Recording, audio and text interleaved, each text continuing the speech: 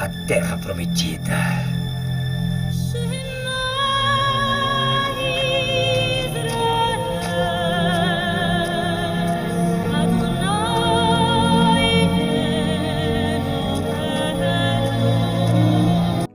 Olá, meu querido jovem, seja bem-vindo a este canal. Hoje nós estamos dando início a mais um estudo da lição da Escola Sabatina. Por isso eu quero convidá-lo a se inscrever no canal, se essa é a sua primeira vez assistindo esse vídeo. Também deixe o seu like e compartilhe com jovens que amam estudar a Palavra de Deus. O tema da nossa lição é Confronto com o Faraó. E o texto-chave se encontra em Êxodo, no capítulo 5. Vamos ler os versículos 22 e 23 e depois o capítulo 6, do versículo 1 até o versículo 8, que diz o seguinte: Então Moisés, voltando-se ao Senhor, disse: Ó Senhor, por que afligiste este povo? Por que me enviaste? Pois, desde que me apresentei a Faraó para falar-lhe em teu nome, ele tem maltratado este povo, e tu nada fizeste para livrar o teu povo. Então o Senhor disse a Moisés: Agora você verá o que vou fazer a Faraó, pois por mão poderosa os deixará ir, e por mão poderosa os expulsará da sua terra. Deus falou a Moisés e lhe disse: Eu sou o Senhor. Apareci a Abraão, a Isaque e a Jacó como Deus Todo-Poderoso, mas pelo meu nome, o Senhor, não lhe fui conhecido. Também estabeleci a minha aliança com eles para dar-lhes a terra de Canaã, a terra em que viveram como estrangeiros. Eu também ouvi os gemidos dos filhos de Israel, os quais os egípcios escravizam, e me lembrei da minha aliança. Portanto, diga aos filhos de Israel: Eu sou o Senhor, vou tirá-los dos trabalhos pesados no Egito, vou livrá-los da escravidão, vou resgatar vocês com o braço estendido e com grandes manifestações de juízo. Eu os tomarei por meu povo e serei o seu Deus, e vocês saberão que eu sou o Senhor, seu Deus, que os tiro dos trabalhos pesados no Egito. Eu os levarei para a terra que jurei dar a vocês, para a terra que jurei dar a Abraão, a Isaque e a Jacó. Darei essa terra a vocês como herança. Eu sou o Senhor. A lição passada nos apresenta o diálogo entre Deus e Moisés. Essa lição agora vai focar no diálogo entre Faraó e Moisés, ou Moisés e Faraó. Mas vale destacar alguns pontos da lição que creio que são essenciais para a nossa edificação. Primeiro, a lição vai trazer um relato que, até para aqueles que estudam a palavra, é um teólogo, é um relato que tem gerado muito debate. Tem gerado na história do cristianismo muitos estudos e diálogos do que esse relato queria transmitir ao povo de Deus. É o encontro que Deus tem com Moisés quando ele está indo para a terra do Egito. A Bíblia diz que o Senhor aparece para Moisés e ele queria matá-lo, a tal ponto que Deus vai afligir Moisés. E a Bíblia diz que Zípora pega uma pedra, corta o prepúcio do seu filho e pega o prepúcio e coloca sobre a coxa de Moisés, dizendo: Tu és para mim um marido de sangue. E quando ela vai circuncidar o seu filho, ela acaba tirando a ira do Senhor contra Moisés. E esse texto tem gerado bastante debate. Como é que pode Deus, ali no capítulo 3 e no capítulo 4, Deus pedir para que Moisés fosse libertar e agora o Senhor quer matá-lo? É interessante que Moisés, nesse texto, ele comete um erro. Que erro é esse? não ter circuncidado seu filho, ou seja, jamais Moisés poderia ser um libertador de Israel se ele não tivesse colocado tudo em ordem dentro da sua casa, ter colocado o seu filho dentro da aliança. Então Moisés, ele se precipitou em não querer circuncidar o seu filho. Ou seja, que lições nós podemos aprender? Primeiro, antes de você ir para a missão, você precisa se preparar. O erro de Moisés foi querer ir sem se preparar, querer ir sem edificar a sua casa, ir sem se preparar e sem preparar o seu filho, porque há também um questionamento, e isso é interessante, a lição não traz, mas quando você navega aí dentro da área da teologia, é interessante que os estudiosos debatam, eles vão debater se Moisés ele foi circuncidado, porque no texto hebraico dá a entender que também Zípora não apenas circuncidou o filho de Moisés, mas também o próprio Moisés. Então há um debate, porque o texto dá a entender que possa ser o filho, apenas o filho de Moisés, mas também dá a entender que Moisés também não fora circuncidado e Zípora teve que se circuncidar. Zípora teve que circuncidar Moisés. Mas, tirando esse debate, deixando ele de lado, o que fica pra gente é que antes de irmos fazer a obra de Deus, precisamos estar preparados para sermos usados por Deus como um instrumento para libertar as pessoas da escravidão do pecado. Mas não para por aí.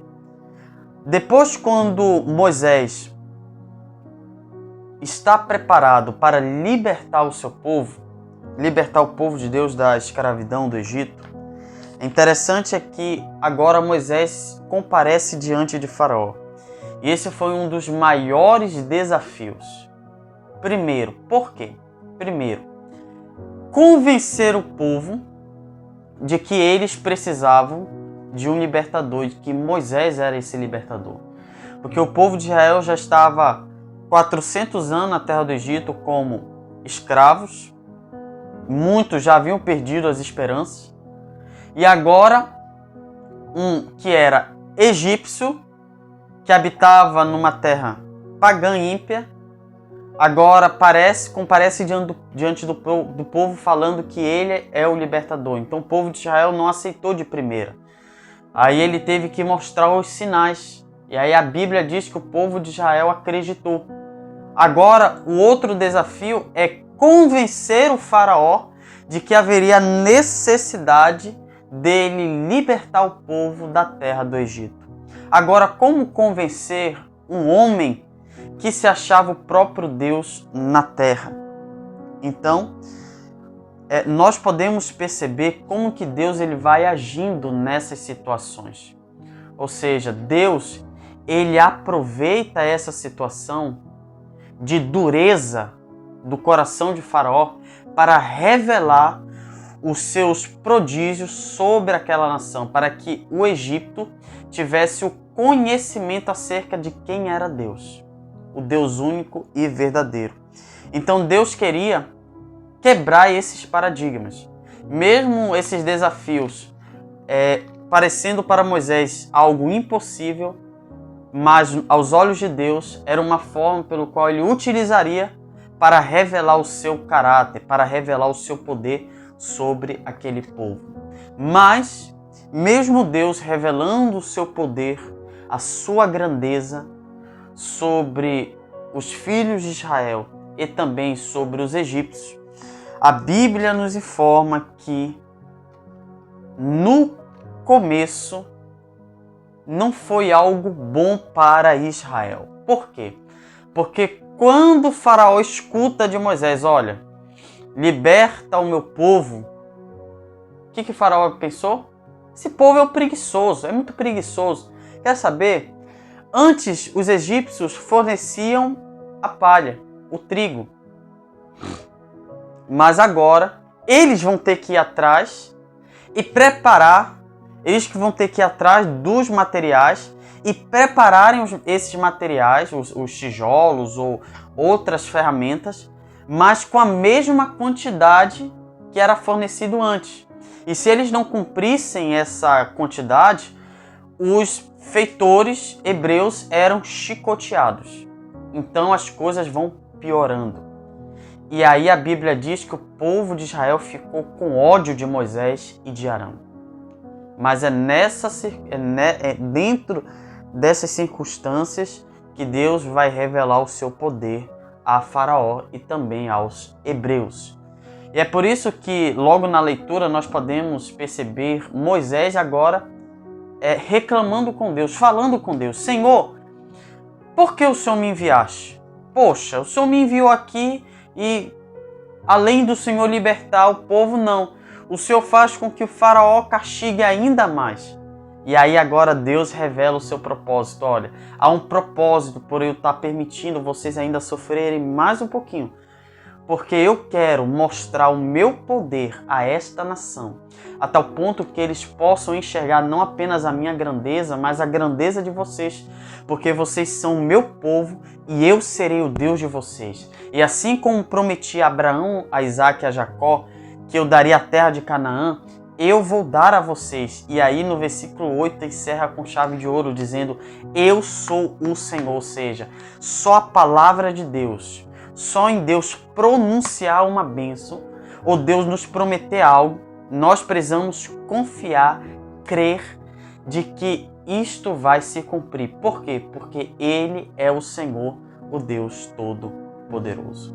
Mas ainda fica a questão do sofrimento. E aí, na parte de quinta-feira, a lição ela vai agora apontar para Cristo. Isso me chamou muita atenção. Porque Moisés, ele fala com Deus dizendo: Senhor, até quando o Senhor vai permitir o teu povo passar por esse sofrimento?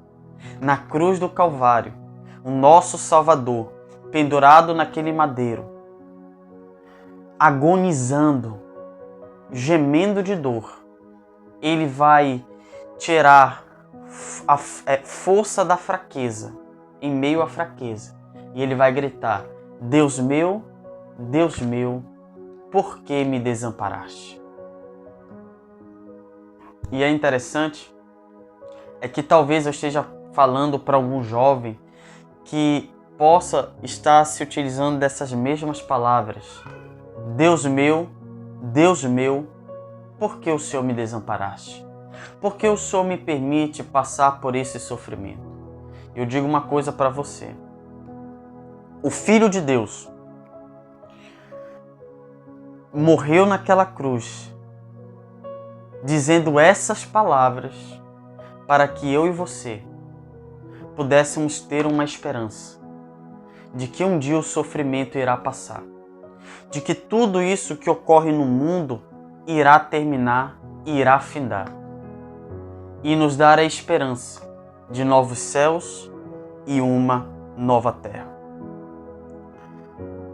É interessante que Cristo se sentiu desamparado, mas Deus, Ele, de alguma forma, estava do lado do seu Filho, dando forças ao seu Filho. Mas por conta dos nossos pecados, Jesus sentiu essa separação de Deus. Só que hoje, em meio à dor, nós podemos encontrar a paz que o mundo não pode oferecer. Em meio à dor, em meio ao sofrimento, sabe o que nós podemos encontrar? A presença de Deus em nossas vidas. Eu quero encerrar lendo um comentário da própria lição. Eu achei muito interessante esse comentário. A lição vai dizer o seguinte: é comum que o povo de Deus chegue a conclusões equivocadas diante das dificuldades. Quando não conseguimos controlar os acontecimentos, especialmente os negativos, buscamos a Deus para nos socorrer. Se as coisas pioram, é fácil pensar que Ele é fraco e incapaz de agir. Porém, não devemos medir a presença de Deus em nossa vida apenas pela nossa situação atual. Pelo contrário, essa história bíblica nos ensina que quando as coisas vão mal, pode ser justamente o sinal de que Deus está perto trabalhando em nossa salvação. Vamos orar? Senhor nosso Deus e Pai, que possamos, Senhor, encontrar esta paz que o mundo não pode oferecer. Senhor, conduza a nossa vida, proteja-nos, quebranta nossos corações e, Senhor, nos prepare para o Teu reino, nos dando a esperança de dias melhores. E sabemos que esses dias só poderão vir por meio de Teu Filho. Volte logo, Senhor. E mesmo que passemos pelo vale da sombra e da morte, que não venhamos a temer, porque sabemos que Tu estás conosco.